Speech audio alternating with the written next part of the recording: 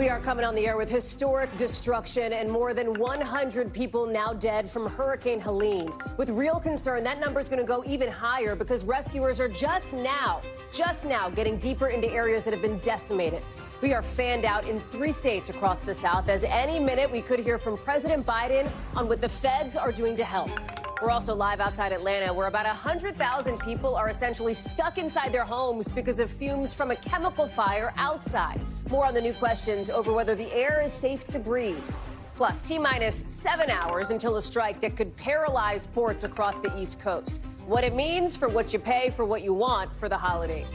Then tonight's backstory on an NBC News investigation that has shocked families across the South. We'll take you behind the scenes on just how our team found out that a Texas hospital built a big business off dead bodies without permission from family members. Hey, I'm Hallie, and tonight we are starting with the deadly fallout from what officials are calling an unprecedented storm that so far has killed 121 people across 6 states. With hundreds now missing, thousands isolated, and millions of people without power. I want to show you now some new drone video that our team is just getting in from the heart of the damage in Asheville, North Carolina. It's an aerial view of some of the destruction that you're going to see. Streets totally washed out by brown water. You have houses half submerged or worse. From the ground, trees covering bridges, a van flipped up, and in nearby Boone, look how fast. Look at this mudslide. This is a mudslide, right? That's just the earth sliding down this hill right into this person's house. This is the most rain that this part of the Blue Ridge Mountains has seen in a tropical storm, 2.5 feet at its peak, with some places seeing 5 months worth of rain in just 3 days. You're seeing it down in Tennessee, too. A church ripped up, cars overturned, a highway that probably nobody's using anytime soon. And in Florida, the state was whacked head-on by the storm, with sand piling up in one town off the coast of St. Petersburg.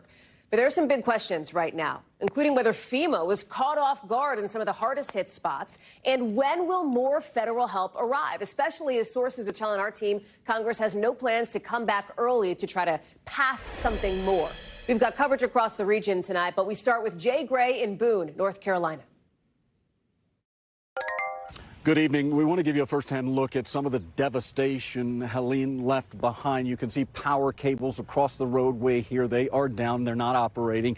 And you can see how it happened. Water filled this entire area. It was underwater in a matter of 30 minutes, residents say. The power pole was knocked down. This entire community caked in mud right now. You can see that water high enough to lift that SUV, throw it into this tree.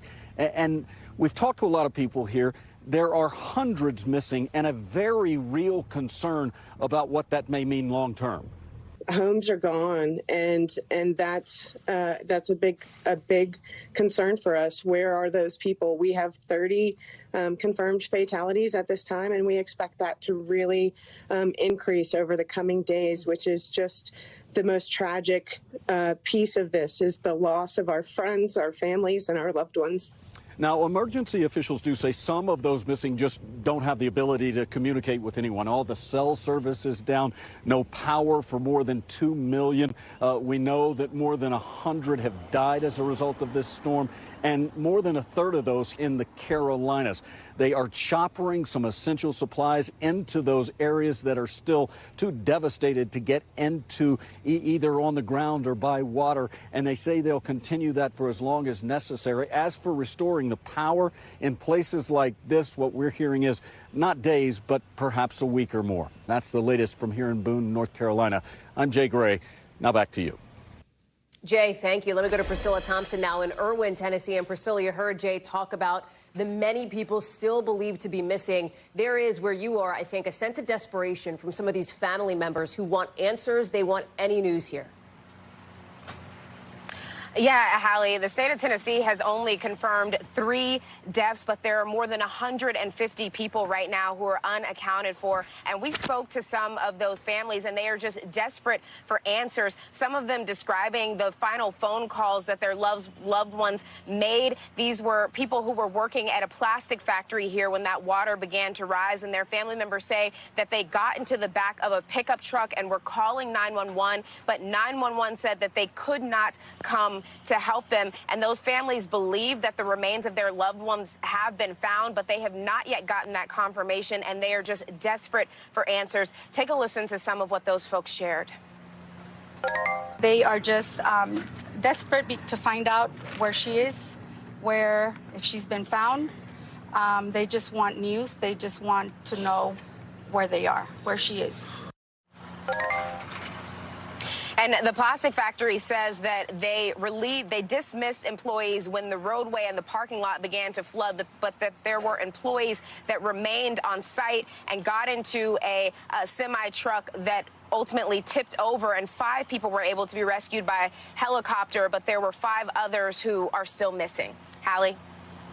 Priscilla, how about the status of medical care? Part of the issue here is that the roads are, if they are passable at all, they have just become passable. People are just now able to get through, that they're in shape to be able to do that. What about people who need medical care, who need help? I know that you had a chance to speak with a doctor who was at one point evacuating patients via helicopter off the roof of the facility.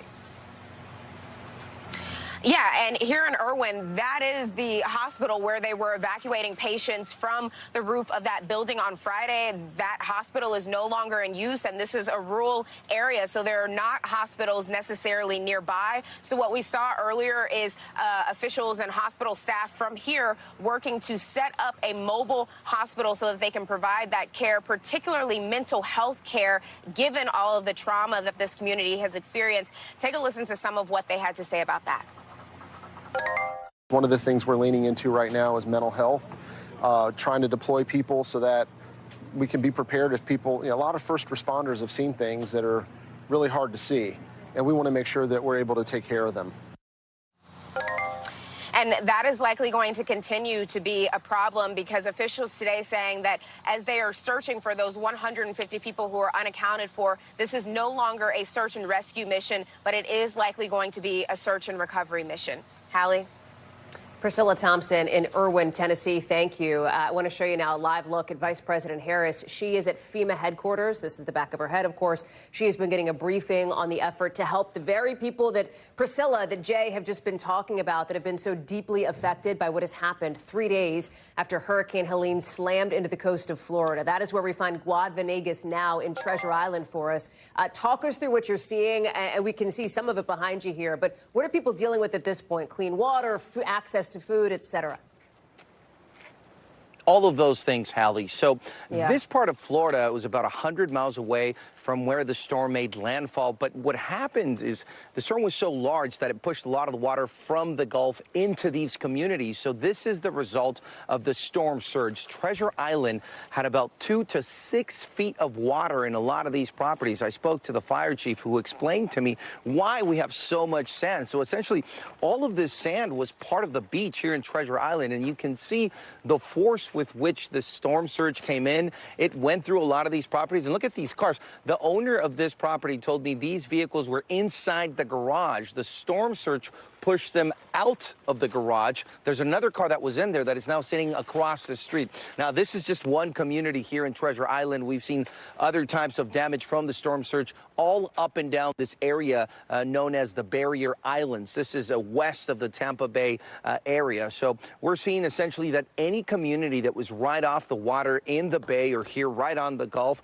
they have damage because of that storm surge. These are properties that have no power, no running water, properties that many are under the sand, and the residents can't come back yet. So they're waiting for authorities to figure out how to clear some of the sand so they can make their way into these properties. Earlier today, we spoke with a captain with the National Guard who's helping residents, and this is what he had to say about the damage that he's seen. What is the destruction like? That's exactly what it is. Absolute destruction. It looks like a war zone here. Cars, piles of dirts on cars, windows busted open, garages completely flooded, houses catching on fire, just complete destruction. And Hallie, he's been working inside Pinellas County. So just so you get an idea about the damage here in this part of Florida. So there's 8 counties in the Tampa Bay area. One of those counties is Pinellas County. In that county, authorities believe there's 12 to 13,000 residential structures that suffered major damage. That's just inside this county. And the damage is different. So I'm showing you neighborhoods that are dealing with the sand. There's other neighborhoods that are dealing with power issues. Other neighborhoods where the water came and ruined everything inside of people's properties. So then people are coming back and they're taking out their furniture, their appliances, and that's piling up outside. That trash has to be removed. Meanwhile, you also have a lot of the debris that came in from the ocean. We're getting a smell of dead fish and mussels and other organisms. And you mix all of that with the humidity, the heat. These are buildings that have no air conditioning. So all of this together is what authorities have to deal with. And Hallie, they're also talking about the weather in the next week or two, because we have news that there could be something in the Gulf and possibly more rain could be coming this way. So they're responding to what happened, assessing the damage, and preparing for the future, Hallie. Yeah, not pleasant on a lot of levels. Guad Venegas live for us there in coastal Florida on Treasure Island. Thank you. Not too far from some of those areas hard hit by Helene, officials are now telling a suburban Atlanta community, we're talking like 100,000 people, to shelter in place, to basically seal themselves inside their homes after a fire sent chemicals shooting into the air. Look at this. You see these huge clouds of smoke in the sky. The EPA says there was chlorine in some of these fumes. Now, the fire has been put out, right? So that is no longer actually active. This was at a chemical lab in the town of Conyers. And basically that whole area, you see it in red, it was all evacuated. That facility there makes Clorox branded cleaning products, and you can see what's left of it, what little is left of it. And officials say the cloud of gas, you're seeing some of it here, could hover over this spot for days. NBC's Priya Sridhar is in Lithonia, Georgia, several miles from where this is happening. For obvious reasons, Priya, we don't want you there. If people aren't allowed to be breathing the air, we don't want you breathing it either. Talk to us, though, about your conversations with folks who are inside that evacuation zone, people who are sheltering in place. Talk to me about some of their concerns, which seems to be, is the air safe to breathe? Yeah, Hallie. So the reason we're here in Lithonia actually is because we're standing in front of one of those evacuation centers. There was about 3 of them that were all strategically chosen because, as you mentioned, they were out of that area where you saw those enormous basically clouds of smoke. And what's really fascinating, as you mentioned, is that officials are saying that we could see those plumes of smoke for days to come. But as you mentioned, the fire has been put out. So really what's causing these plumes of smoke at this point is the off-gassing of the chemicals that were inside of that plant. As you mentioned, this facility actually made cleaning treatment products for pools and spas, which is what has caused the chlorine to get into the air. And chlorine, when it's in massive quantities like that, can be dangerous. It can cause you to have eye irritation, dizziness, even vomiting and nausea. So it can be very dangerous in bigger quantities. We're also hearing from people as far away as Atlanta, Hallie, which is 25 miles from here, saying that they were also seeing a haze in the sky and they were experiencing that same kind of odor. So the mayor of Atlanta actually dispatched some Atlanta firefighters to test the air there. So far, we haven't heard any reports of chlorine being reported in any places outside of that Conyers vicinity. But we did get an update from the fire chief today about exactly what's going on, and this was kind of to put people at ease a little bit. Take a listen. There is nothing that we can do or will be done to make this product any worse than it already is. So it is off-gassing, but once we can get it removed from the building, from the water source, in a secure area, then we will see a better diminishing of the clouds and smoke that we are seeing. So it sounds like things are getting better, Hallie, but there is no specific timeline just yet about when this shelter-in-place warning is going to be lifted.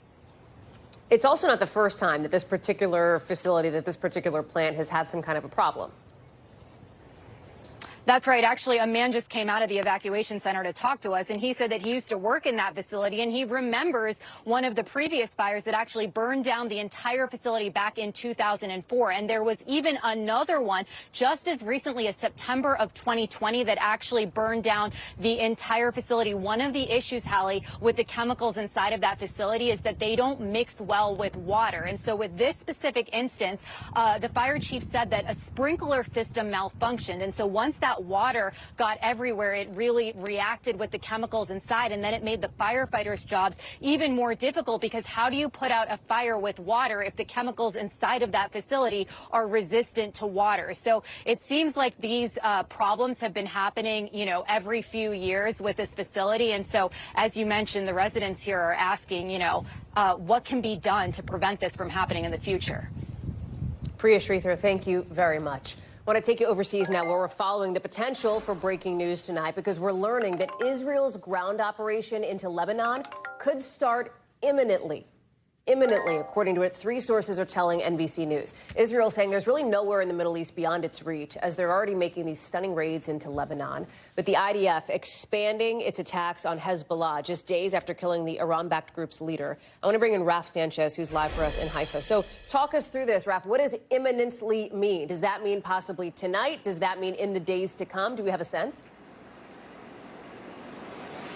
Imminently, Hallie, feels like potentially any minute. Things are moving very, very quickly on this side of the Israel-Lebanon border. Just rewinding a couple of hours, the Israeli military declared the eastern edge of the border a closed military zone. And not long after that, we started getting very widespread reports of heavy Israeli artillery fire just on the other side of the border inside southern Lebanon. So we don't know for sure, but every indication at this point is that Israel's offensive is at least going to begin on the eastern edge of the border, but U.S. officials are saying that they expect Israel could cross the border in multiple places. Now, Israel is telling the United States it is planning a, quote, limited operation. The idea is to push Hezbollah back away from the border and begin to make it safe for Israeli civilians to return to their homes along that border. Some 60,000 of them have been displaced now for 11 months. The problem, Hallie, is that history shows us that limited operations on the ground often don't stay limited.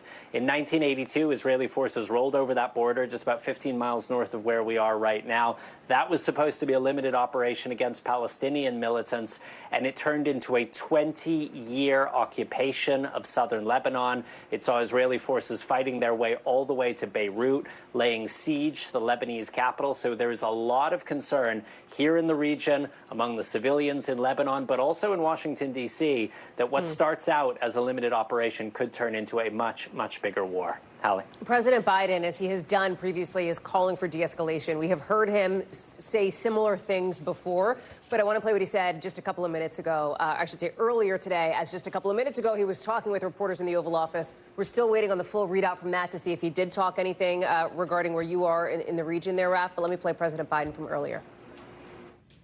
The fact that Israel may be now launching a limited operation into Lebanon. Are you aware of that? Are you comfortable with their plans? I'm more aware than you might know, and I'm comfortable with them stopping.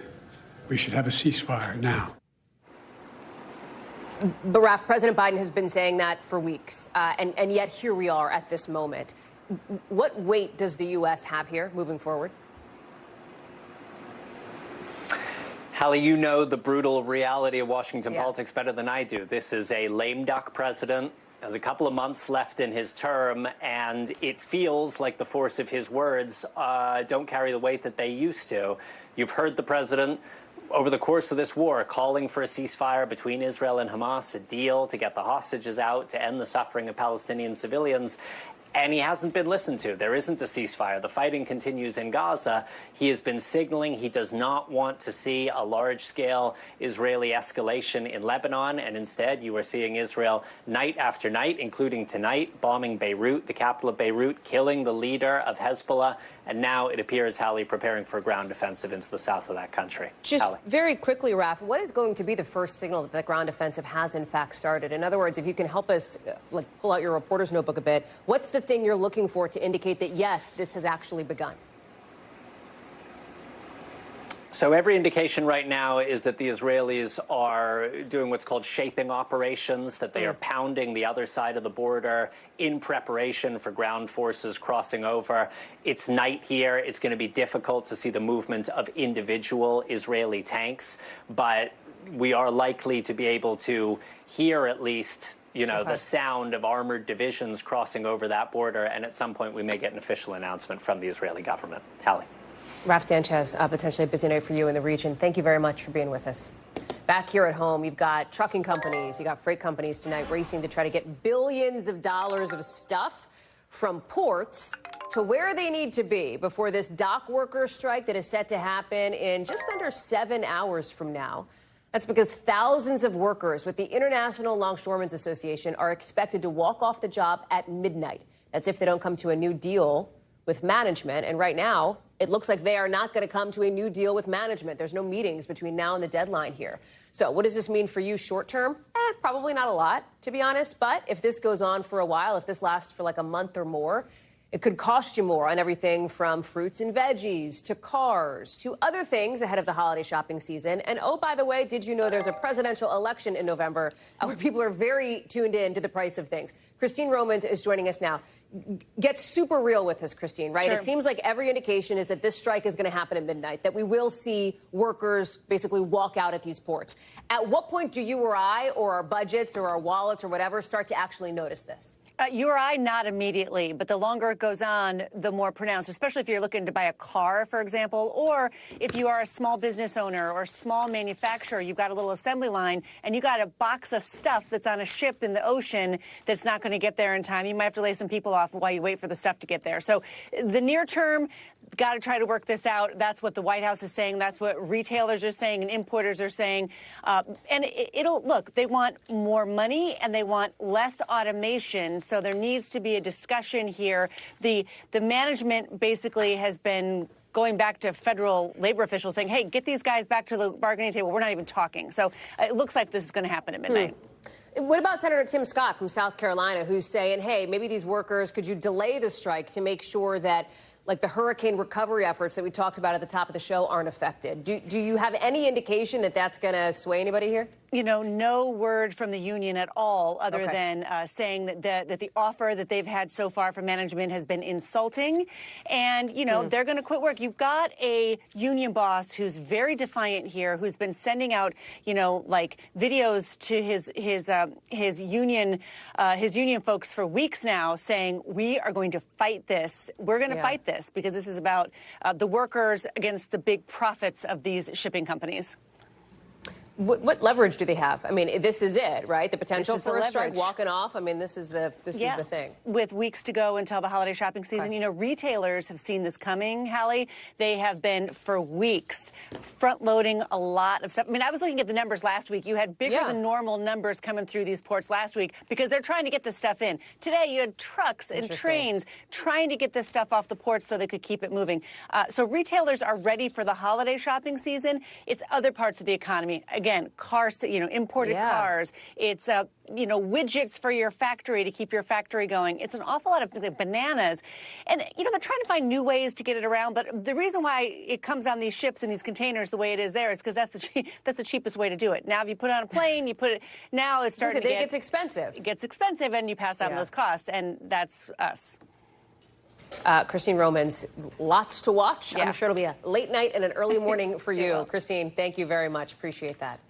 So listen, the Department of Veterans Affairs tonight says they're in touch with police about allegations that medical records of the two vice presidential candidates were looked at when they should not have been. That's why investigators are stepping in after reports from multiple outlets that files belonging to these two men, Senator J.D. Vance on the right, Governor Tim Walz on the left, were wrongly accessed by at least a dozen workers over at the VA.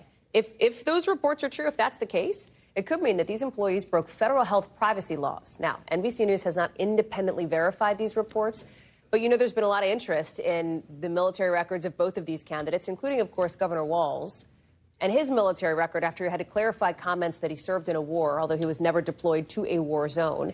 The 2024 race also means that this is now the first time that both VP candidates are vets since 1996. The Vance team has declined to comment on these reports of accessing of records. The Walls camp says they're not going to talk about an ongoing investigation. NBC's Ryan Nobles is following this for us.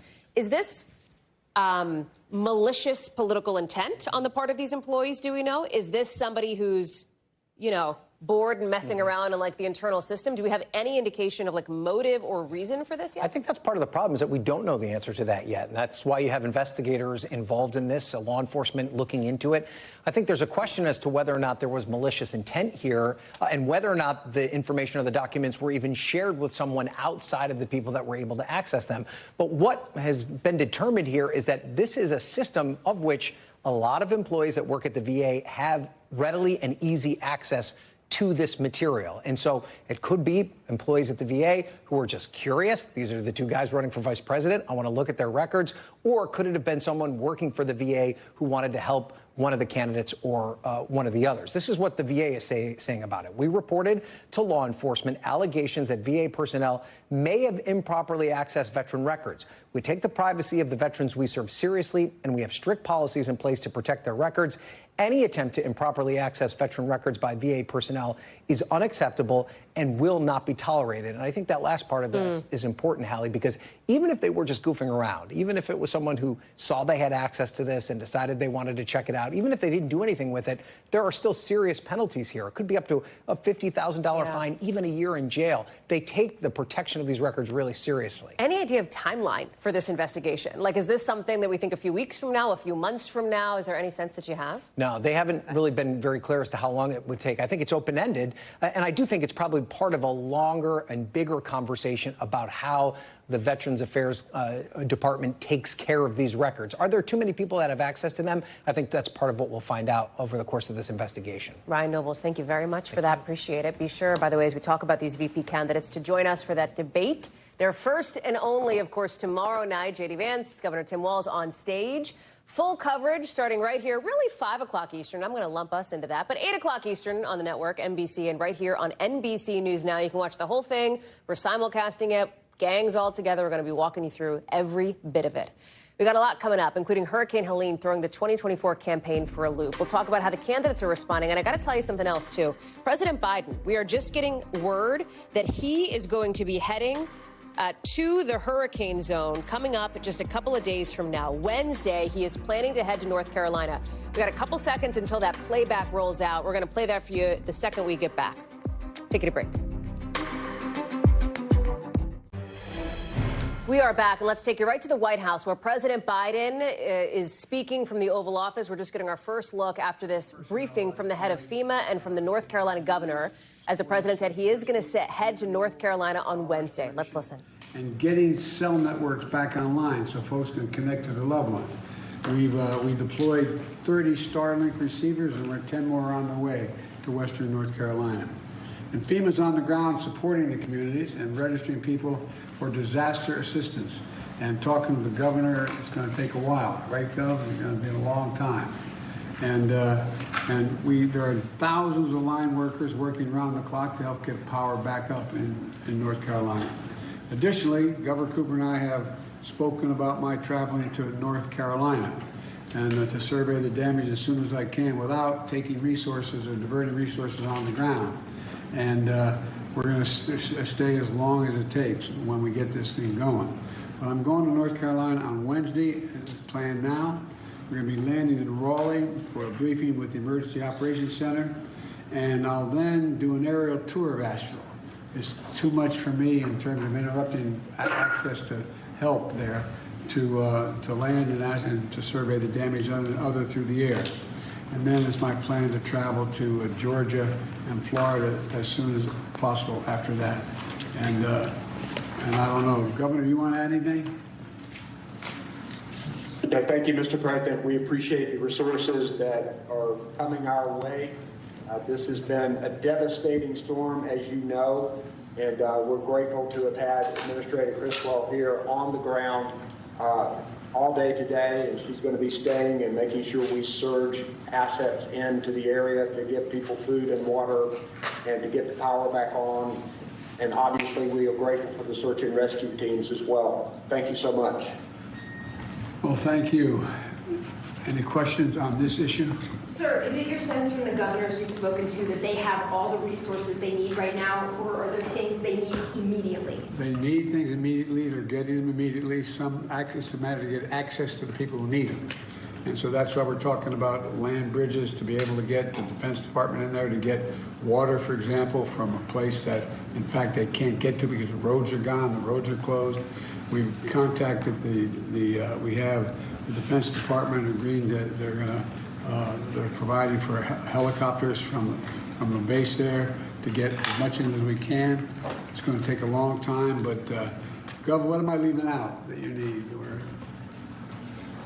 We've talked about a lot of resources that we need, medical, making sure that we are getting additional helicopters for land bridges, search and rescue. All of those things are happening now. We just know that the commodities are going to have to continue in for weeks because, for example, Asheville, the largest city here, and that supplies a lot of the water, their water system is completely down. So getting water in here on a sustained basis is going to be critical, and we are discussing the strategies to continue those efforts and to surge those efforts.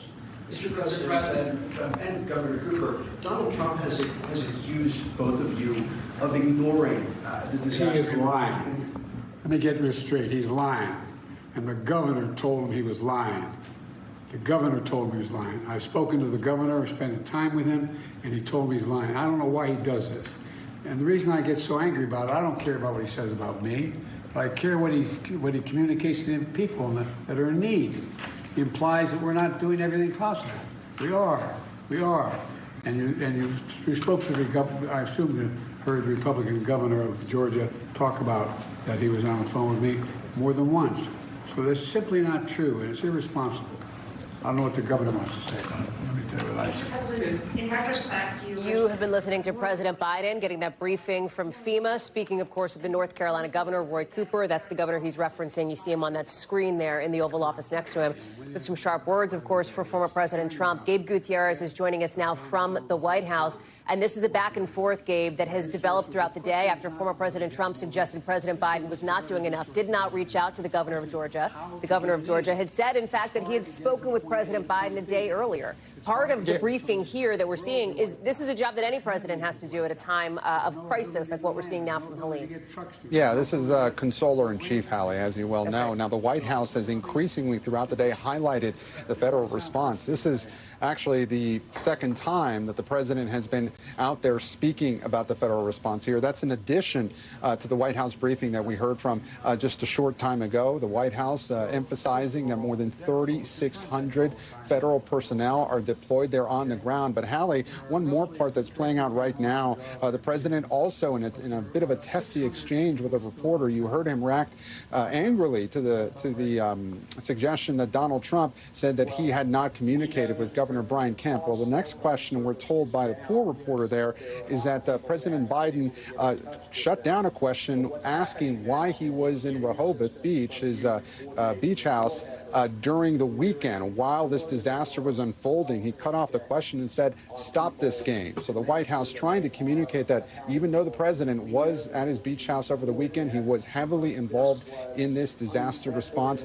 But again, Hallie, this has become already a campaign issue. Also, Vice President Kamala Harris, as you reported earlier, was at FEMA headquarters just this past hour getting a briefing of her own, Hallie. And both of them plan to visit hard-hit areas. Right now that we know that President Biden is going to head to North Carolina on Wednesday, we know former President Trump, and we'll get to this in a second, was in Georgia earlier today. Yeah, that's right. And we actually got some new details in that Oval Office, those remarks by the president. He said that he is plans to visit North Carolina on Wednesday, that he will actually go to Raleigh and then take an aerial tour of the most affected area in Asheville because it would be too disruptive for the president and his security team to go into the hardest hit areas. But certainly the White House feeling pressure to go to North Carolina, to go to those affected areas as quickly as possible. But throughout the day, both he and the vice president have emphasized that they don't want to do it if it's going to mess up the emergency response there in any way, Hallie. Of course, with the footprint of any president, that's a big security bubble that moves with him. Gabe Gutierrez, thank you very much for that. Appreciate it. We want to play for you now some of that back and forth between former President Trump and then what we heard from the Republican governor of Georgia, Governor Kemp. Watch this. The governor's doing a very good job. He's having a hard time getting the president on the phone. I guess they're not being responsive. He offered that if there's other things we need, just to call him directly, which I appreciate that. But we've had FEMA embedded with us since, a day or two before the storm hit. Garrett Haake has been traveling with former President Trump as he has been viewing some of the hurricane damage and joins us now. Hallie, this really bubbled up over the weekend when I think the Trump campaign thought they could catch Vice President Harris and President Biden out of position and make hurricane response more of a thing. The Vice President was on the West Coast. President Biden was at his beach house in Delaware. And they really kind of hit this hard on Saturday and on Sunday, the idea that somehow they weren't doing the job that was necessary in this hurricane response, forgetting, of course, that there are telephones and that the president in particular is always connected to the White House, basically wherever he or she goes. That's the backup that Biden got from Governor Kemp here in Georgia today, who said he spoke to the president over the weekend and that basically has gotten everything that he's asked for from the federal government. But nevertheless, Trump came here to Valdosta, Georgia today. He was much more political on the airport tarmac, basically right after he landed, trying to hammer the administration as though they're not doing enough. Then coming here to this site where it was a much more unifying message, I think trying to get on kind of the local news here in Georgia to say, we're coming for you. We're working with Franklin Graham. We're bringing aid. We're trying to help. He wants to look like he is there in a very red part of the state for the people who are largely his supporters in this part of the state. But a lot of what he's saying just doesn't hold up under further scrutiny. There's no indication that aid has been slowed or is less available because of the geographical positioning of the administration over the weekend. And there's no backup for one of the things that Trump said on Truth Social, the idea that somehow aid isn't getting to Republican areas because they are Republican areas. I tried to press him on that right in this spot, and he basically said the evidence is you should take a look. Okay, that's as Trumpian of a tell as it gets, that there's not really evidence to support something that he wants to get out there. But I think this is a series of attacks that may all kind of get cut off by whatever news happens out of the vice presidential debate tomorrow. And if that's not the case, if the federal response isn't up to snuff, it's the kind of thing that could potentially have a very long tail in a race. We all remember the effects of Superstorm Sandy in 2012. Disasters can change the course of races. Whether that's going to happen because Trump beat Kamala Harris and Joe Biden onto the ground in one of these states, I think is pretty unlikely, Hallie. But as always with this election, time will tell. Garrett Haake, thank you very much. And as those candidates fight to win the White House, more news out of Georgia, of course, one of the most important 2024 battlegrounds. Democrats, we're learning today, are suing the state's election board over a new rule that would force counties to count ballots by hand. The DNC and the Democratic Party of Georgia say this kind of hand counting will just mean chaos on election night, delaying results for the bigger counties, they argue, and putting the ballot security itself at risk. They're now arguing that this election board went way beyond its authority when it passed the rule to hand count earlier this month. We should note VP Harris's campaign is also supporting the suit. Now, election board members who have been praised by former President Trump have argued that hand counting will make sure that the total number of ballots matches the machine counted totals. We're going to bring you more details on this story as it develops. Keep in mind that early voting is already kicking off in some states across the country with just about 5 weeks to go until Election Day. And one thing has been pretty consistent, pretty much from the jump. Voters care about the economy. It is a big motivator that could help decide the race. And there's a big range in how people feel about the economy, as we discovered when we grabbed a whiteboard and a marker and headed to Battleground, North Carolina. Hi, ladies. In this key swing county. We're with NBC News. Nice and big right here. In Battleground, North Carolina, there's no right answer. There's no wrong answer. We showed up with a whiteboard and a question. But how would you fill this in? What do you think, sir? The economy is? First word that comes to mind, just nice and big right there. I don't think I'm allowed to write that word. And we heard plenty. Pathetic. Hard. I think doing okay. From terrible to getting better. I think it's strong. I mean, the whole economy is not just consumer prices. No, it's not, that person says. From struggling. Real people are feeling much more pain than what the 401ks or the IRAs might be showing. To booming. I feel like money's flowing, people are spending money. I don't have any complaints, I'm a small business owner. And we heard one word again and again. It sucks. Renee Governal plans to vote for Donald Trump. Because everything is more expensive. Everything is just so much more expensive than 3.5 years ago. Yes. On that point, Glendora Fonestock-Sutton agrees. Do you feel that pinch economically? Absolutely. Tell me about that. Hey, it's rough on everybody. Like housing is up, groceries expensive, everything, and our paychecks don't live up to it. But she's planning to vote for Kamala Harris. Nice and big right here. The whole thing may feel, well, complicated. It's very, very complicated, and there are no quick and easy solutions. In our newest poll, NBC News asked people all over the country the same open-ended question.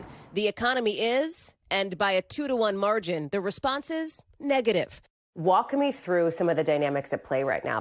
We sat down with our senior business correspondent, Christine Romans, at where else? A kitchen table to talk through it. If the experts you talk to, if economists were to boil down how the economy is doing into a single word on our whiteboard, what word would that be? If economists were to boil it down, they would say resilient. They'd say strong. Some would say historic. The unemployment rate, 4.2%. Inflation at its lowest rate in more than 3 years.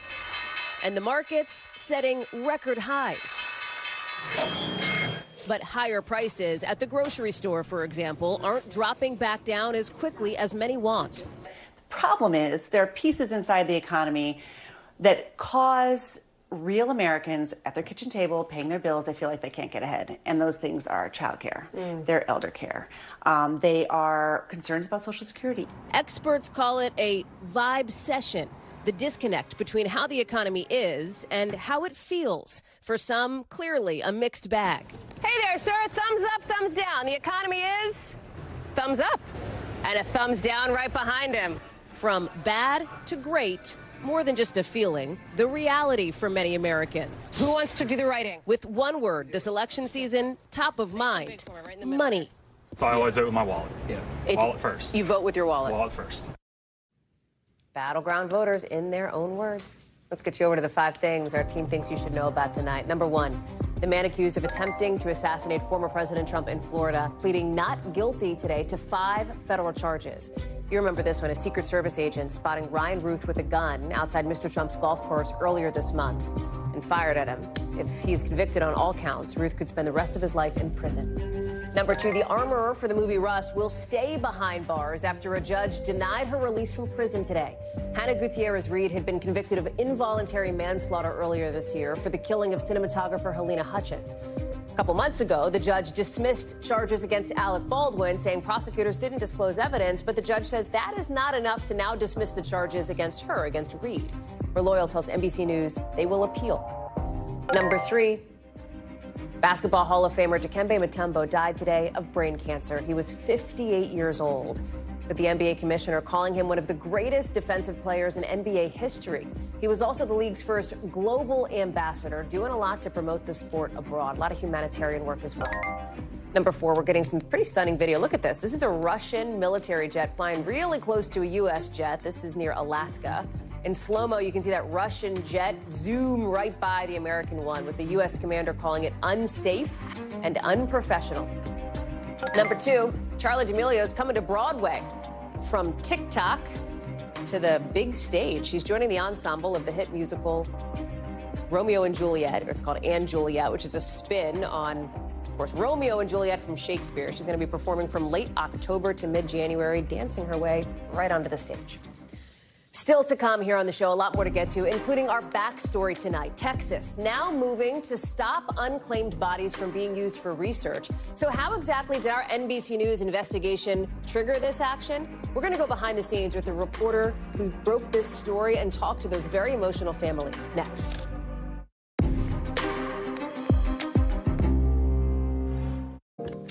NBC News covers hundreds of stories every day, and because it can be tough to read or watch or listen to them all, our bureau teams have done it for you. This is what they tell us is going down in their regions in a segment we call The Local. Out of our Midwest Bureau, police are looking for whoever's behind a string of carjackings and burglaries across Chicago. This is some security footage here. Police say anywhere from 2 to 4 people in masks hit up nearly 20 businesses in just the last week. It's not clear if it's the same group responsible for all the break-ins or just, a bunch of different ones throughout all those places. Out of our Western Bureau, 2 hikers ended up rescued in Arizona after getting super hot and sick. They were both taken to the hospital in critical condition. You can see some video here. This comes as 24 million people are under heat alerts across the West, with Phoenix probably set to hit 110 degrees for the first time ever during the month of October. We'll find out as early as tomorrow. And out of our Northeast Bureau, the tap water in New York might start tasting a little bit different because the section of the aqueduct that supplies about half the city's water is getting shut down to fix big leaks under the Hudson River. You're still going to get your water like normal, but officials say its taste and smell could change a bit. Time now to get the backstory, our behind-the-scenes look at how a story comes together and how it fits into our bigger picture. And tonight, we're taking a look at an NBC News investigation that's helping to very much change how unclaimed bodies are used for medical research. We've told you about this investigation before, NBC News finding that the University of North Texas Health Science Center was making big business, essentially, out of hundreds of these unclaimed bodies, basically cutting up corpses, leasing them out for medical research without permission from a lot of those people's family members. Sometimes it was still happening as families were still frantically looking for answers about their loved ones. Here's what some of them told our Liz Kreutz. I don't believe they tried to find us. I don't believe they did. You can find people. We were completely failed by the entire system. After seeing NBC's report, a Texas state senator says he will introduce a bill to ban the use of people's bodies after death unless they or their relatives give full consent. Speaking exclusively to NBC News, Tam Parker says he was outraged and disgusted to learn what was happening. No comment from the Health Science Center on Parker's plans. But when NBC's investigation first came out, the program stopped accepting unclaimed bodies, saying its program fell short of the standards of respect, care, and professionalism. John Shupe is one of the reporters who worked on this blockbuster investigation. And John, we're so glad to have you with us now. Thank you very much for taking us behind the scenes as to how this came together. Well, it began actually more than a year ago when we started working on an investigation into the use of unclaimed bodies in Mississippi. And while we were investigating how authorities in Mississippi were disposing of bodies in paupers' graves without their families knowing, we had a hunch that turned out to be true, that this was going to be something that isn't just happening in one particular place. This was not a one-off. And so we began expanding our reach and looking into where this might be happening elsewhere. And my colleague, Susie Carroll, came upon in her research a medical ethicist who was talking about the University of North Texas Health Science Center, as you just mentioned, was using unclaimed bodies in medical research. And that was the nugget that set us on this new path that 10 months later resulted in the article that you just described. You and the team working on this looked at dozens of cases, and you identified 12 where families learned either weeks or months or years later that somebody they loved, that person's body had been given to this medical school. 5 of those families actually learned what happened to their loved ones from NBC News. Can you talk about the extraordinary amount of care and sensitivity that goes into something so deeply personal like that? Well, sure. This is not something that, first of all, reporters are supposed to be doing. Talking to somebody about how their loved ones' bodies were used or disposed of is something that authorities or professionals should be doing.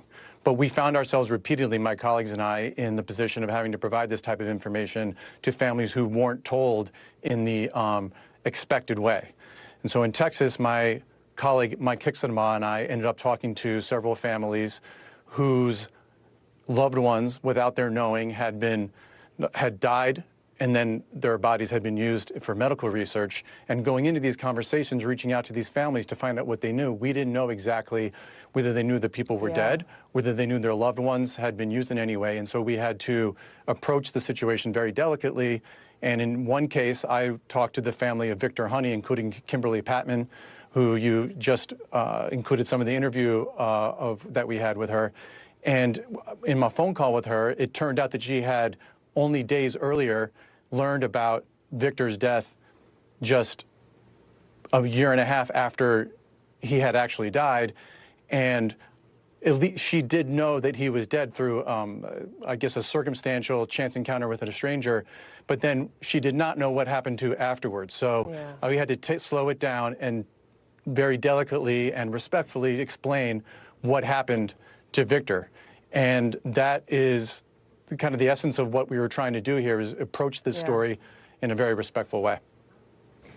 When you were reporting out this story, because as you say, this was months and months and months in the making here, and I think that folks will remember on this show, we covered that other series, Lost Rights, of course, the one in Mississippi you mentioned. As you guys worked on all of this, it sounded like the Health Science Center was sort of defending it throughout the process right up until the last minute, I think, when they got word that NBC News was preparing to publish this, right? That's right. What happened was, for months, the Health Science Center knew what we were working on and was telling us that defending their practices and saying that the use of unclaimed bodies was part of a process that was necessary to advance medical knowledge and to help train our next generation of doctors. But on a Friday evening, days before we were going to publish our story, they announced that they were suspending the program and firing the people who led it, and we had to put together a story that reflected their response. And in a way, we knew that we had not only the Health Science Center saying that it acknowledging that what it was doing was wrong. John Schuppe, it is just impactful and important reporting. We're so glad that you're giving us a look at how that all came together and what that process was like. Thank you so much, John. It's good to see you. And of course, we commend folks to read that series on NBCnews.com. We've got more coverage picking up right now.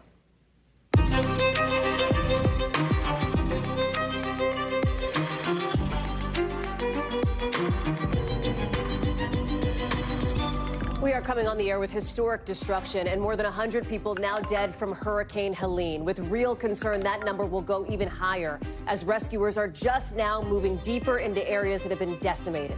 We're just learning that President Biden himself will get a look at the region coming up later this week as we are fanned out tonight in 3 states across the South. We're also live outside Atlanta, where in just the last hour, we're learning the EPA is testing for chemicals in the air from the fire you see here. About 100,000 people now basically stuck inside their homes. More on the new questions over whether the air is safe to breathe. Plus, T-minus 6 hours now until a strike that could paralyze ports across the East Coast. What it means for what you pay for what you want for the holidays. Then multiple sources are telling our team that Israel could begin a ground operation into Lebanon basically any minute. Imminently is the word they used. By President Biden's calls to de-escalate seem to be going unheeded. And why money matters most for voters in this election, in their words, as we headed to battleground North Carolina to find out for ourselves, armed with a whiteboard and a marker. That's coming up a little bit later on in the show. Hey, I'm Hallie, and tonight we are starting with the deadly fallout from what officials call an unprecedented storm that has killed at least 121 people across 6 states. Hundreds still missing, thousands isolated, millions without power. We want to show you some new video our team is just getting in. This is the heart of the damage in Asheville, North Carolina. Look at this. I mean, you can see it from up here, right? The streets look like rivers here. It's brown water everywhere with these houses basically half submerged. From the ground, you have trees covering bridges. You got a van that's flipped up. Look, those back wheels over there. And then a nearby boon. This is a mudslide, basically. Look at this. The power of the water ripping all of this earth down into that house. Somebody lived there. They used to. And this is just one of so many stories in this region.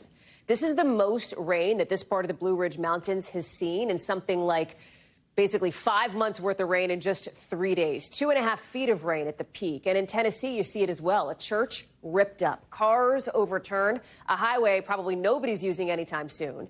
And in Florida, the state was hit head on by the storm, sand just piling up in one town off the coast of St. Pete.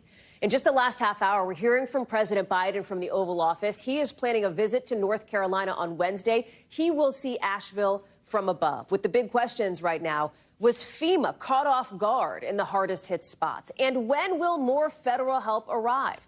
We have team coverage tonight in multiple states throughout the South. George Solis starts us off in Asheville.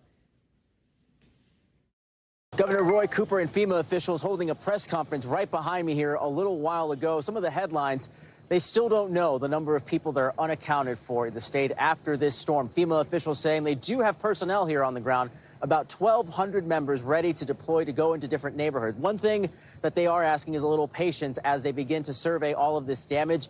They have the supplies here. They say they're trying to get them to the areas that are mostly impacted. But keep in mind, a lot of people are telling us they are not seeing those resources there on the ground. And that is a big concern for a lot of residents in these hard-hit areas. Another major concern, when water will be restored. That is a question that we posed to the officials here, and they say they are working on it. They say they are making great strides in returning cell phone service and getting water and power back online. But as you can imagine, for those people in those areas where it's been days now, it feels like it's not happening soon enough. Earlier today, we stopped by the River Arts District, which is now an area you can actually get to. This was an area that was completely submerged. We talked to people who are seeing the destruction firsthand for the first time, and these are the business owners, people that their whole livelihoods were there. They are in disbelief. You can see the despair on their faces as they look at and try to salvage what's left of their businesses right now. Many of them trying to call their insurance companies to see what they can do. And of course, right now, it's just a waiting game. But again, the frustration here not stopping, even with this briefing from officials, letting them know that they are here on the ground. These resources are on the ground. Again, we are seeing lines at gas stations still where it's available. We are seeing people trying to buy water where it's available. So by no stretch is this going to be a problem that's solved in the next coming days. And officials here acknowledge that. But again, some signs of improvement now that the water is starting to recede. Many hope they don't see a rain or a storm like this for a very long time. But this is still a catastrophe, and the response still very slow for people that are the hardest hit. Back to you. George, thank you. From Asheville to Tennessee now with Priscilla Thompson live for us in Irwin, where I think you've just gotten a new update from officials there, Priscilla? Yeah, that's right. They briefed just a short while ago and provided additional clarification. And just to explain, these families who are missing loved ones have been showing up to these briefings. They are hearing rumors that remains have been found, but they have not been notified of anything yet. And what the county just said, or what officials here just said, is that there is one set of remains that they have identified and confirmed as being weather-related, but that there are 2 other bodies that have been turned over to the coroner for examination, but they are not yet clear if those deaths are weather-related. And so only one family at this point has been notified. So some clarification there for families, and that is some of what they have been asking for, just answers about what they're hearing and what is actually true. I want to play for you what some of the families had to say earlier about what they need right now. They want to them identify the bodies. They want to know where they at. They just want to know so they can rest. And a number of these families say that their loved ones died while they were working at a plastic factory as the water began to rise, and they got trapped as they were trying to escape. And we do have a statement from that plastic factory saying that at no time were employees told that they would be fired if they left the facility. For employees who were non-English speaking, bilingual employees were among the group of managers who delivered the message. They say that while most employees left immediately, some remained on or near the premises for unknown reasons. And they say that some of those employees got into a semi-truck trying to leave, and that semi-truck tipped over, and that 6 people had to be rescued by helicopter, but there were 5 others that they were unable to find. Hallie? Yeah. Priscilla, you know, part of the issue, too, you talk about the devastating scenes like the one you're describing here, but then it's also the fact that once the water comes out, right, as they're looking for people, as they're doing these rescue and recovery missions, there's all of this stuff that's left behind. I mean, I look behind you here, the bulldozers are in, you have debris to clear out, and that's going to take so much time, too. Right, and those bulldozers cannot come in until search and rescue teams have looked through those areas to ensure that there are no remains there. And so that is part of the process here. There are more than 150 people who are still unaccounted for right now, and so they can't begin to do that debris removal in some of these areas until they ensure that there are no possible remains there. But I will tell you, just a short while ago, the Army National Guard rolled in to this area, which has already been cleared. And they have been sending truck after truck down to get these debris cleared and try to get things back on track here. Hallie? Priscilla Thompson live for us in Irwin, Tennessee, where you can see behind her what it looks like there. 3 days, of course, after Hurricane Helene slammed into the coast of Florida. That's where we find Guad Venegas tonight in Treasure Island. And Guad, give us a sense of what folks there are dealing with. Hallie, well, the hurricane made landfall about 100 miles away from here, but the storm was so large that it caused a storm surge that affected the entire Tampa Bay area. This beach essentially disappeared. Most of the water you can see 50 to 60 feet into the Gulf, that used to be a beach. The storm surge, according to the reports, went as high as 6 feet in Treasure Island. It took a lot of the sand that used to be there and pushed it into this neighborhood. You can see this giant tree that destroyed part of this home. We met Rob and Jane, who owned this house. They were in Minnesota when the storm hit, and they just arrived today. And I want to show you what the damage looks like when the water recedes and people come into their homes. So this used to be a rec room. They have part of the tree inside. There was a wall there before. That wall has been torn out. You can see Rob in the back coming out of the garage. They've been cleaning up as best as they can. Hi, Jane. And then we've been talking to them about what the resources are, and we've been helping them with some information because they just arrived. But this is what homeowners are coming to. The ground, all seashells, and it's about a foot of sand. Again, this was a rec room. This is the downstairs.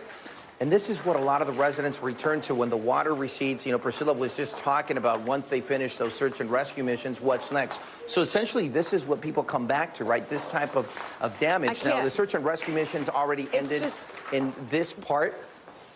God, I'm just looking at this. It is so Hallie? difficult to look at these photos. I mean, that's the beach on their rec room floor. I mean, shells and sand, and their fridge is gone, and there's, the debris inside. It is just...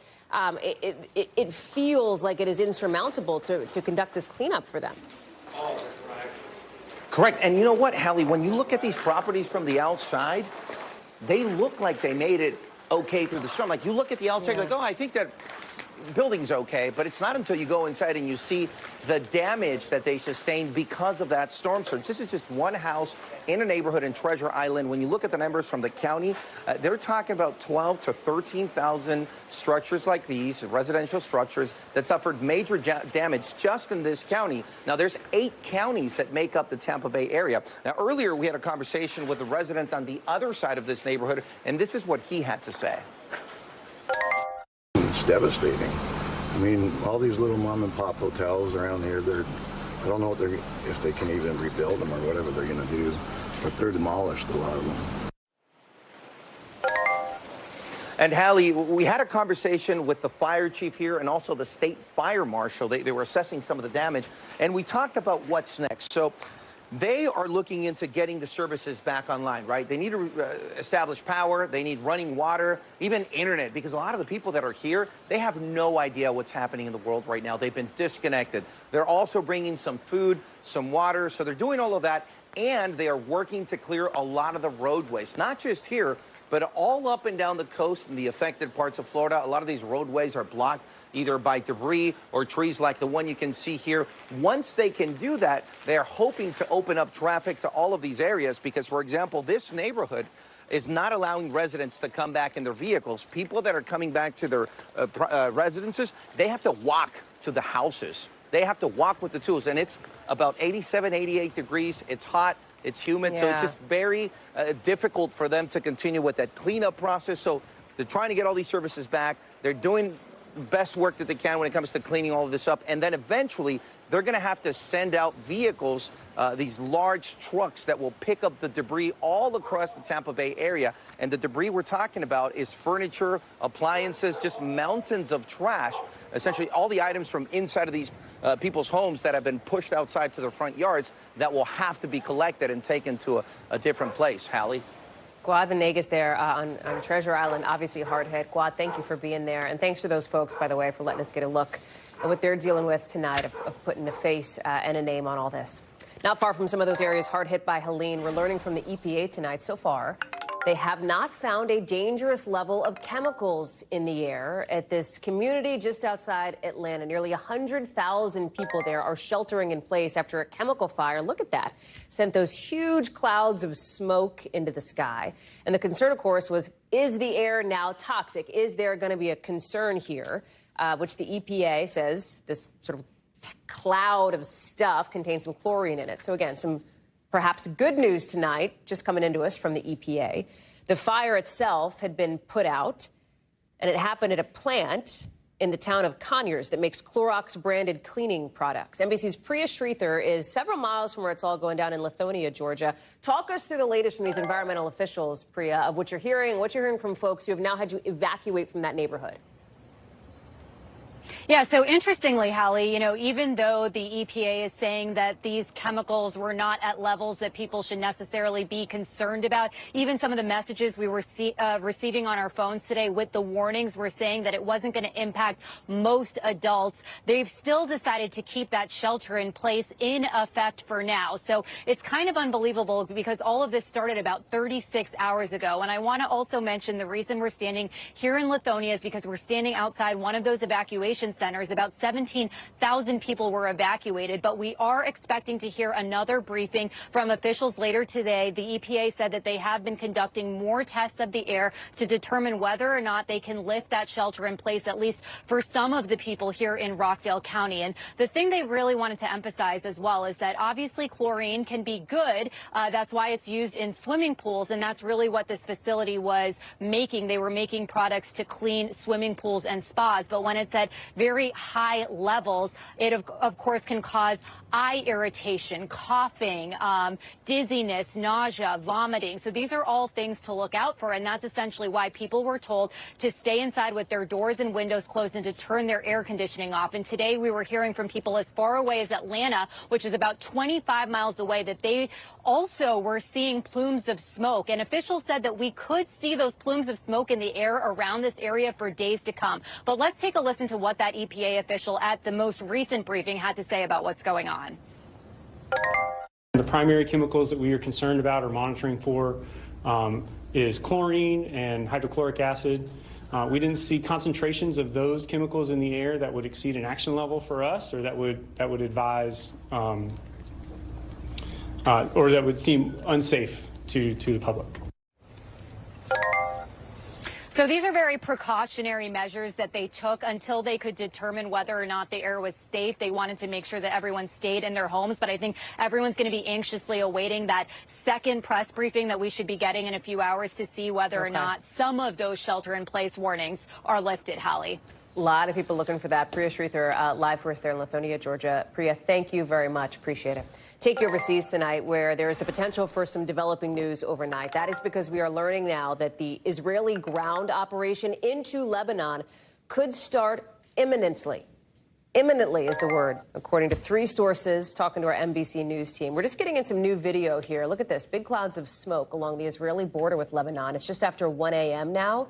This is just coming into us. Israel says there's nowhere in the Middle East beyond its reach, as they've already been making these stunning raids into Lebanon, with the IDF expanding its attacks on Hezbollah just days after killing the group's leader. I want to bring in Courtney Kuby, who is posted up at the Pentagon now watching all of this. What does imminently mean, Courtney? I mean, any minute? Do we think overnight tonight? What's your sense of things? So historically, Hallie, I would say when a U.S. military official tells me imminently, I generally take that to be anywhere between 18 and 36 hours that something could start. Now, it does appear that there is something happening along the border, although we don't exactly know what. What we do know is there already have been probing operations by the Israeli military across the border into Israel. What that means are these small ground units that are moving across, again, very small units, often special operations forces or special forces soldiers that move across with specific missions. Now, you could make the argument, Hallie, that that already is an incursion. Israeli military moving across the border is already an incursion. But I think what everyone is watching for here is something on a larger scale. We know that the Israelis have moved a number of units, about 5 brigades north, towards the border. That includes things like combat engineers that could be used for breaching or for getting into areas that might be more difficult for ground forces. That will often signify that they want to move a larger number of forces in. But they've also moved other infantry units and reservists north. So the big question is, will we see a larger ground incursion in recent hours? And as you said, the Israelis did give the U.S. a heads up that they were expecting to do a larger movement, something similar to that imminently, Hallie. Yeah. You know, Court, I got to ask this. For a year, almost exactly a year now, right? 11 and a half months here, there has been this conversation that I've had with you, that I've had with our other correspondents in the region in the Middle East about fears of a wider, quote unquote, wider war exploding, right? Fears of an escalation here into all-out war in the region. If this Israeli incursion into Lebanon happens, Court, is that war here? Yeah, I have to tell you, I mean, and every time we have that conversation, I think, well, it can't get more to the brink of a larger war. But then when we saw with the killing of Hassan Nasrallah, and I have to say, what has really been a stunning offensive against Hezbollah leadership over the last 2 weeks. We have reached a point where we are more on the brink, I think the world is, of seeing this escalate into a larger conflict. The question is, if the Israeli military does move forward with what they have told the U.S. is an operation that is limited in its scale and its scope and duration, would that necessarily escalate over? The hope, or would that necessarily trickle into a larger conflict? The hope is that is not the case. But the big question here remains, how will not only Hezbollah and Lebanon, but the proxy groups in Iraq, in Syria, the Houthis, and then even more, how will big Iran respond to this? And the reality is, we just don't know at this point. They have all said that they're going to respond, but we've heard that before, and we don't know exactly how. But I will say, all these conversations that we have had over these last 11 months, this does feel, again, like it's more on the brink than we've seen. Courtney Cubie, we're just so glad to have your expertise in reporting there at the Pentagon Force tonight. Court, thank you very much. I'm sure we'll be talking again later this week. Let's bring you back here to what's happening at home, because we are now looking at the clock, 5.5 hours away, I guess, from the possibility of a huge dock workers strike that could paralyze ports in the East Coast, which is why you have trucking companies, freight companies right now racing against time to try to get a whole bunch of products, billions of dollars worth of stuff from the ports to where they need to be before that deadline kicks in. Now, in the short term, if this new contract doesn't come to fruition between union workers and management, you and I probably won't notice a ton. We're going to get into that with Christine Romans in just a second. But if a strike were to last for more than a month, we could see higher prices on everything from fruits and veggies to cars, right as we're heading into the holiday shopping season. And, by the way, right as we're heading into a presidential election where we know the economy matters a lot. Christine Romans is joining us now. Get super real with this, Christine, right? Sure. It seems like every indication is that this strike is going to happen at midnight, that we will see workers basically walk out at these ports. At what point do you or I, or our budgets or our wallets or whatever, start to actually notice this? You or I, not immediately, but the longer it goes on, the more pronounced, especially if you're looking to buy a car, for example, or if you are a small business owner or small manufacturer, you've got a little assembly line and you got a box of stuff that's on a ship in the ocean that's not going to get there in time. You might have to lay some people off while you wait for the stuff to get there. So the near term, got to try to work this out. That's what the White House is saying. That's what retailers are saying and importers are saying. And look, they want more money and they want less automation. So there needs to be a discussion here. The management basically has been going back to federal labor officials saying, hey, get these guys back to the bargaining table. We're not even talking. So it looks like this is going to happen at midnight. What about Senator Tim Scott from South Carolina, who's saying, hey, maybe these workers, could you delay the strike to make sure that, like, the hurricane recovery efforts that we talked about at the top of the show aren't affected? Do you have any indication that that's going to sway anybody here? You know, no word from the union at all, other than saying that the offer that they've had so far from management has been insulting. And, you know, they're going to quit work. You've got a union boss who's very defiant here, who's been sending out, you know, like videos to his union folks for weeks now saying, we are going to fight this. We're going to fight this because this is about the workers against the big profits of these shipping companies.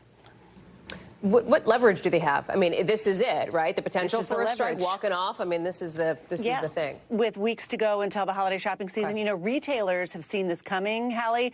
They have been for weeks front-loading a lot of stuff. I mean, I was looking at the numbers last week. You had bigger than normal numbers coming through these ports last week because they're trying to get this stuff in. Today, you had trucks and trains trying to get this stuff off the ports so they could keep it moving. So retailers are ready for the holiday shopping season. It's other parts of the economy. again, imported cars. It's, widgets for your factory to keep your factory going. It's an awful lot of bananas. And, they're trying to find new ways to get it around. But the reason why it comes on these ships and these containers the way it is there is because that's the cheapest way to do it. Now, if you put it on a plane, now it's starting to get... It gets expensive. It gets expensive, and you pass on those costs. And that's us. Christine Romans, lots to watch. I'm sure it'll be a late night and an early morning for you. Christine, thank you very much. Appreciate that. The Department of Veterans Affairs tonight saying they're in touch with police about allegations that medical records belonging to the two vice presidential candidates, so that the records of these two VP candidates were looked at when they should not have been. This is why investigators are now stepping in after reports from multiple outlets that files belonging to Senator J.D. Vance on the right there, Governor Tim Walz on the left, were wrongly accessed by at least a dozen workers at the VA. If that's all true, if the reports are true, it could mean the employees broke federal health privacy laws. NBC News has not independently verified these reports. But, at one point after Governor Walz was named Vice President Harris's running mate, there was more interest in his military record after he had to clarify comments that he served in a war when he was never deployed to a war zone. Keep in mind, the 2024 race also marks the first time that both vice presidential candidates are veterans since 1996. The Vance team is declining to comment on these reports of the medical records being accessed. The Walz camp says they're not going to talk about an ongoing investigation. NBC's Ryan Nobles is following this one for us tonight. Is this malicious political intent on the part of these employees, do we know? Is this somebody who's, bored and messing around in the internal system? Do we have any indication of motive or reason for this yet? I think that's part of the problem, is that we don't know the answer to that yet. And that's why you have investigators involved in this, law enforcement looking into it. I think there's a question as to whether or not there was malicious intent here and whether or not the information or the documents were even shared with someone outside of the people that were able to access them. But what has been determined here is that this is a system of which a lot of employees that work at the VA have readily and easy access to this material. And so it could be employees at the VA who are just curious. These are the two guys running for vice president. I want to look at their records. Or could it have been someone working for the VA who wanted to help one of the candidates or one of the others? This is what the VA is saying about it. We reported to law enforcement allegations that VA personnel may have improperly accessed veteran records. We take the privacy of the veterans we serve seriously, and we have strict policies in place to protect their records. Any attempt to improperly access veteran records by VA personnel is unacceptable and will not be tolerated. And I think that last part of this is important, Hallie, because even if they were just goofing around, even if it was someone who saw they had access to this and decided they wanted to check it out, even if they didn't do anything with it, there are still serious penalties here. It could be up to a $50,000 fine, even a year in jail. They take the protection of these records really seriously. Any idea of timeline for this investigation? Is this something that we think a few weeks from now, a few months from now? Is there any sense that you have? No, they haven't really been very clear as to how long it would take. I think it's open-ended, and I do think it's probably part of a longer and bigger conversation about how the Veterans Affairs Department takes care of these records. Are there too many people that have access to them? I think that's part of what we'll find out over the course of this investigation. Ryan Nobles, thank you very much for that. Appreciate it. Be sure, by the way, as we talk about these VP candidates, to join us for that debate. Their first and only, of course, tomorrow night. J.D. Vance, Governor Tim Walz on stage. Full coverage starting right here, really 5 o'clock Eastern. I'm going to lump us into that. But 8 o'clock Eastern on the network, NBC, and right here on NBC News Now. You can watch the whole thing. We're simulcasting it. Gangs all together. We're going to be walking you through every bit of it. Coming up, a lot more to get to here on this show tonight, including the FBI settling on a big payout to dozens of women. The harassment they say they faced as trainees for the department. Plus, thousands of Verizon customers dealing with a huge service outage tonight. We're going to tell you what Verizon is trying to do to help folks get their bars back.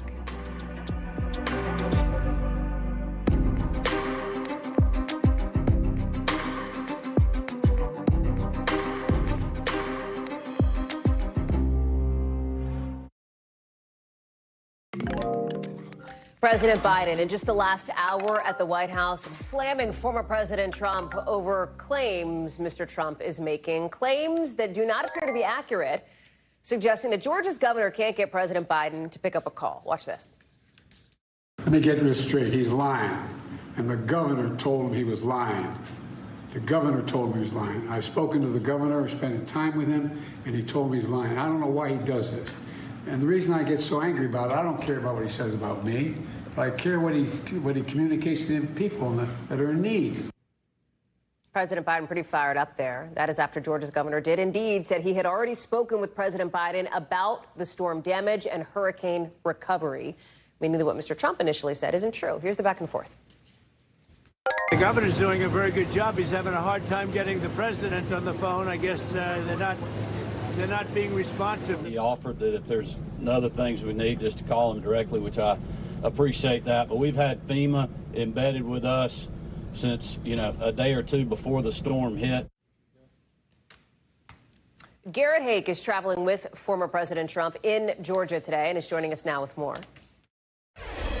Hallie, this really bubbled up over the weekend when I think the Trump campaign thought they could catch Vice President Harris and President Biden out of position and make hurricane response more of a thing. The vice president was on the West Coast. President Biden was at his beach house in Delaware. And they really kind of hit this hard on Saturday and on Sunday, the idea that somehow they weren't doing the job that was necessary in this hurricane response, forgetting, of course, that there are telephones and that the president in particular is always connected to the White House, basically wherever he or she goes. That's the backup that Biden got from Governor Kemp here in Georgia today, who said he spoke to the president over the weekend and that basically has gotten everything that he's asked for from the federal government. But nevertheless, Trump came here to Valdosta, Georgia today. He was much more political on the airport tarmac, basically right after he landed, trying to hammer the administration as though they're not doing enough. Then coming here to this site where it was a much more unifying message, I think trying to get on kind of the local news here in Georgia to say, we're coming for you. We're working with Franklin Graham. We're bringing aid. We're trying to help. He wants to look like he is there in a very red part of the state for the people who are largely his supporters in this part of the state. But a lot of what he's saying just doesn't hold up under further scrutiny. There's no indication that aid has been slowed or is less available because of the geographical positioning of the administration over the weekend. And there's no backup for one of the things that Trump said on Truth Social, the idea that somehow aid isn't getting to Republican areas because they are Republican areas. I tried to press him on that right in this spot, and he basically said the evidence is you should take a look. Okay, that's as Trumpian of a tell as it gets, that there's not really evidence to support something that he wants to get out there. But I think this is a series of attacks that may all kind of get cut off by whatever news happens out of the vice presidential debate tomorrow. And if that's not the case, if the federal response isn't up to snuff, it's the kind of thing that could potentially have a very long tail in a race. We all remember the effects of Superstorm Sandy in 2012. Disasters can change the course of races. Whether that's going to happen because Trump beat Kamala Harris and Joe Biden onto the ground in one of these states, I think is pretty unlikely, Hallie. But as always with this election, time will tell. Sure will. Garrett Haake, thank you. Keep in mind that early voting is already kicking off in states all across the country with 5 weeks to go until Election Day. And one thing's been consistent pretty much from the jump. Voters care about the economy. It is a big motivator that could help decide the race. And there's a big range in how people feel about the economy, as we discovered when we grabbed a whiteboard and a marker and headed to Battleground, North Carolina. Hi, ladies. In this key swing county, we're with NBC News. Nice and big right here. In Battleground, North Carolina, there's no right answer, there's no wrong answer. We showed up with a whiteboard and a question. But how would you fill this in? What do you think, sir? The economy is? First word that comes to mind, just nice and big right there. I don't think I'm allowed to write that word. And we heard plenty. Pathetic. Hard. I think doing okay. From terrible to getting better. I think it's strong. I mean, the whole economy is not just consumer prices. No, it's not, that person says. From struggling. Real people are feeling much more pain than what the 401ks or the IRAs might be showing. To booming. I feel like money's flowing, people are spending money. I don't have any complaints, I'm a small business owner. And we heard one word again and again. It sucks. Renee Governal plans to vote for Donald Trump. Because everything is more expensive. Everything is just so much more expensive than 3.5 years ago. Yes. On that point, Glendora Fonestock Sutton agrees. Do you feel that pinch economically? Absolutely. Tell me about that. Hey, it's rough on everybody. Like housing is up, groceries is expensive, everything, and our paychecks don't live up to it. But she's planning to vote for Kamala Harris. Nice and big right here. The whole thing may feel, well, complicated. It's very, very complicated, and there are no quick and easy solutions. In our newest poll, NBC News asked people all over the country the same open-ended question. The economy is, and by a 2-to-1 margin, the response is negative. Walk me through some of the dynamics at play right now.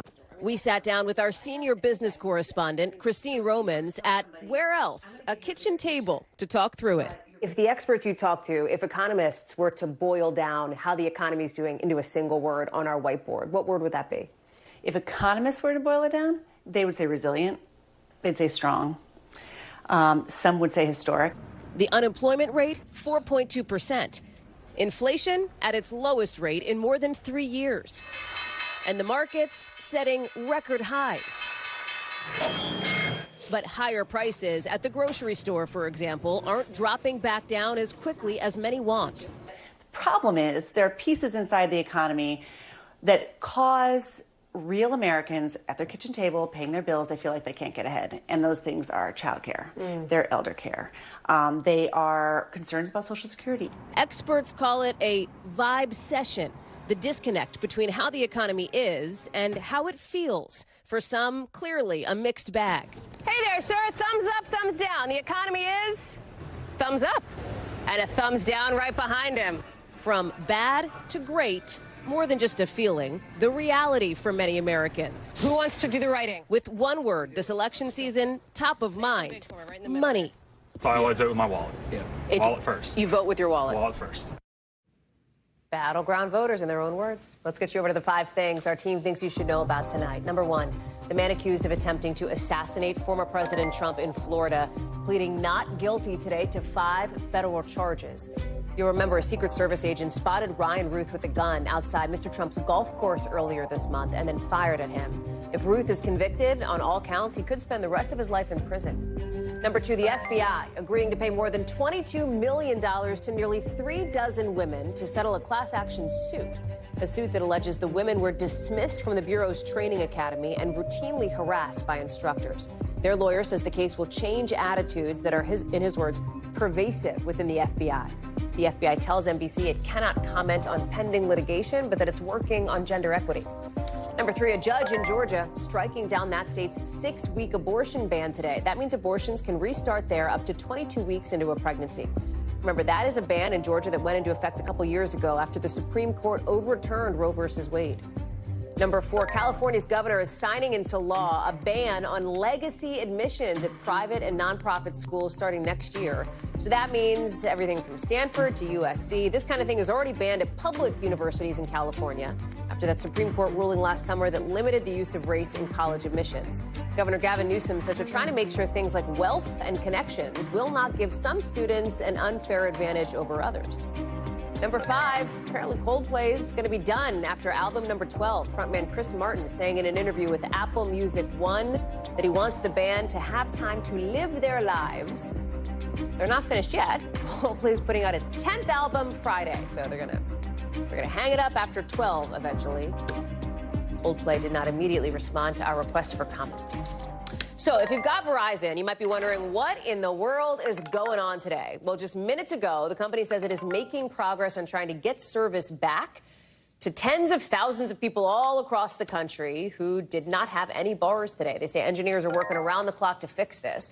This affected about 100,000 people in all. And remember that really big AT&T outage some months back? This is bigger, right? The AT&T outage was like 75,000 people. This is something like 100,000. So it gives you a sense of the scope here on this point. Let me bring in Maggie Vespa, who is reporting on this one for us tonight. And Maggie, this was a whole thing, right? Like some people had those SOS bars, like it didn't click into regular service, but they could still make emergency calls. What has the impact of this been? It was huge, and if nothing else, it was a huge conversation online because, as you know, Hallie, and as you said, we've seen this before with other carriers in recent history, and it really is infuriating for a lot of people. You can tell just by this map. I mean, this literally was coast to coast. A lot of the hotspots we're seeing a little bit in the Midwest, kind of in Nebraska, Oklahoma territory. Chicago was a hotspot. Yay for us. We had roughly 4,000 people, Verizon customers without power or without service, including some of our producers here in the Bureau, which, as you know, losing cell phone service for any anyone is stressful. For news people, it almost goes double. So what's behind this? Well, the company's not saying at this point. In fact, in the last hour, I want to show you their tweet and give you an idea of kind of the vague language that we're seeing from Verizon as far as what went wrong here. They wrote, quote, "Verizon engineers are making progress on our network issue and service has started to be restored. We know how much people rely on this service. They apologize for any inconvenience today. And again, they're working around the clock to fully resolve this." So again, they don't say what the issue is. They don't say why this happened. Again, a lot of people lost all bars and went into SOS mode. The comforting thing is there, you can still make emergency calls, but you can't call like your friends, your family. You can't send text messages, that kind of thing. If nothing else, Hallie, it's comforting to know this peaked around late morning at about 104,000 people without service. We just checked. We're just under 6,000 now. So they've restored service for a lot of people. But we will be watching to try and figure out what exactly happened here and if it has any similarities, anything in common with, as you said, those other outages from other carriers, because the more this happens, the more of a conversation it is for everyone who just wants to use their phones per usual.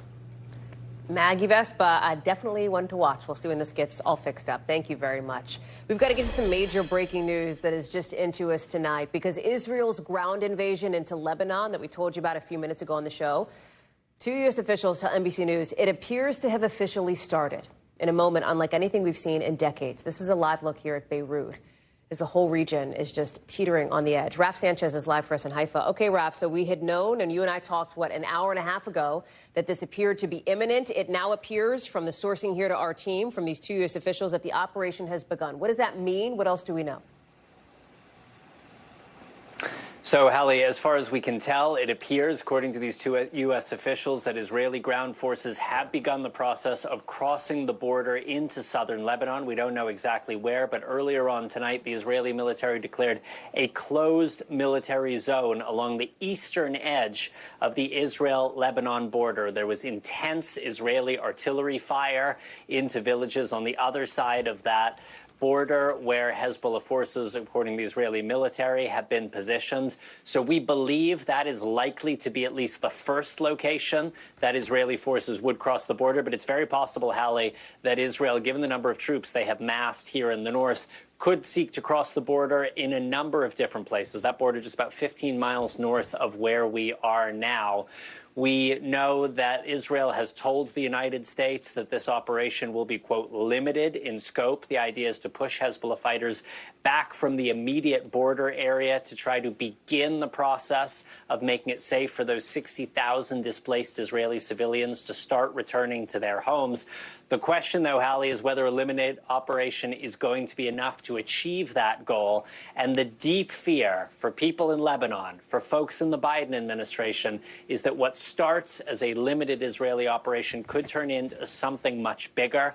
These U.S. officials tell us at this point they are not seeing any indication that Iran, the regional backer of Hezbollah, is preparing to join the fight. But Iran could mobilize its forces quickly. We have seen the Iranians attack Israel directly once already this year, something that had never happened before in the 40-plus years of confrontation between Israel and Iran. And the deep, deep concern is that what is starting in a, quote, limited way on the Lebanese border tonight could turn into something far, far bigger. Hallie.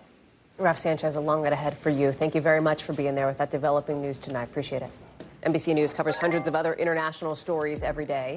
And because it can be tough to read or watch or listen to them all, our teams around the world have done it for you. Here's a look at what they're watching in a segment we call The Global. Out of Nepal, nearly 200 people have been killed. Dozens are still missing as floods and landslides rip through the country because of a ton of rain. Look at this. Some local weather stations are recording the highest 24-hour rainfall in decades in one area there. Many homes are destroyed, and nearly a third of the Nepalese power supply is shut down because of all the water. Out of Rwanda, the country's health minister says 6 people are dead from Marburg disease, with something like 20 other cases present. This is like a viral fever. It's kind of similar to Ebola. The symptoms include headaches, vomiting. It's got a very high mortality rate. A number of the victims are healthcare workers. The government now says it's working on contact tracing, obviously. And out of Greece, 2 people are dead after a wildfire in the central part of the country in an area with a lot of mountains. It got bigger because of so much wind. Hundreds of firefighters came to help. Multiple villages were evacuated. Remember, Greece just had its hottest summer on record. Still to come here on the show, Texas now moving to stop unclaimed bodies from being used for research.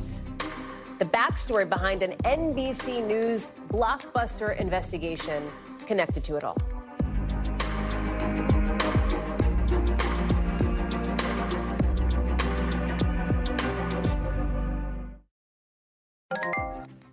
Time now to get the backstory, our behind-the-scenes look at how a story comes together and how it fits into our bigger picture. And tonight, we're taking a look at an NBC News investigation that's helping to very much change how unclaimed bodies are used for medical research. We've told you about this investigation before, NBC News finding that the University of North Texas Health Science Center was making big business, essentially, out of hundreds of these unclaimed bodies, basically cutting up corpses, leasing them out for medical research without permission from a lot of those people's family members. Sometimes it was still happening as families were still frantically looking for answers about their loved ones. Here's what some of them told our Liz Kreutz. I don't believe they tried to find us. I don't believe they did. You can find people. We were completely failed by the entire system. After seeing NBC's report, a Texas state senator says he will introduce a bill to ban the use of people's bodies after death unless they or their relatives give full consent. Speaking exclusively to NBC News, Tam Parker says he was outraged and disgusted to learn what was happening. No comment from the Health Science Center on Parker's plans. But when NBC's investigation first came out, the program stopped accepting unclaimed bodies, saying its program fell short of the standards of respect, care, and professionalism. John Shupe is one of the reporters who worked on this blockbuster investigation. And John, we're so glad to have you with us now. Thank you very much for taking us behind the scenes as to how this came together. Well, it began actually more than a year ago when we started working on an investigation into the use of unclaimed bodies in Mississippi. And while we were investigating how authorities in Mississippi were disposing of bodies in paupers' graves without their families knowing, we had a hunch that turned out to be true, that this was going to be something that isn't just happening in one particular place. This was not a one-off. And so we began expanding our reach and looking into where this might be happening elsewhere. And my colleague, Susie Carroll, came upon in her research a medical ethicist who was talking about the University of North Texas Health Science Center, as you just mentioned, was using unclaimed bodies in medical research. And that was the nugget that set us on this new path that 10 months later resulted in the article that you just described. You and the team working on this looked at dozens of cases, and you identified 12 where families learned either weeks or months or years later that somebody they loved, that person's body had been given to this medical school. 5 of those families actually learned what happened to their loved ones from NBC News. Can you talk about the extraordinary amount of care and sensitivity that goes into something so deeply personal like that? Well, sure. This is not something that, first of all, reporters are supposed to be doing. Talking to somebody about how their loved ones' bodies were used or disposed of is something that authorities or professionals should be doing. But we found ourselves repeatedly, my colleagues and I, in the position of having to provide this type of information to families who weren't told in the expected way. And so in Texas, my colleague, Mike Kixenbaugh, and I ended up talking to several families whose loved ones, without their knowing, had died, and then their bodies had been used for medical research. And going into these conversations, reaching out to these families to find out what they knew, we didn't know exactly whether they knew the people were dead, whether they knew their loved ones had been used in any way. And so we had to approach the situation very delicately. And in one case, I talked to the family of Victor Honey, including Kimberly Patman, who you just included some of the interview that we had with her. And in my phone call with her, it turned out that she had only days earlier learned about Victor's death just a year and a half after he had actually died. And at least she did know that he was dead through, I guess, a circumstantial chance encounter with a stranger. But then she did not know what happened to afterwards. So we had to slow it down and very delicately and respectfully explain what happened to Victor. And that is kind of the essence of what we were trying to do here, is approach this story in a very respectful way. When you were reporting out this story, because as you say, this was months and months and months in the making here, and I think that folks will remember on this show, we covered that other series, Lost Rights, of course, the one in Mississippi you mentioned. As you guys worked on all of this, it sounded like the Health Science Center was sort of defending it throughout the process, right up until the last minute, I think, when they got word that NBC News was preparing to publish this, right? That's right. What happened was, for months, the Health Science Center knew what we were working on and was telling us that defending their practices and saying that the use of unclaimed bodies was part of a process that was necessary to advance medical knowledge and to help train our next generation of doctors. But on a Friday evening, days before we were going to publish our story, they announced that they were suspending the program and firing the people who led it.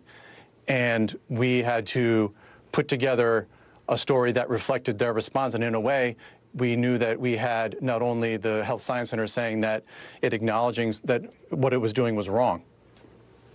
John Schuppe, it is just impactful and important reporting. We're so glad that you're giving us a look at how that all came together and what that process was like. Thank you so much, John. It's good to see you. And, of course, we commend folks to read that series on NBCnews.com.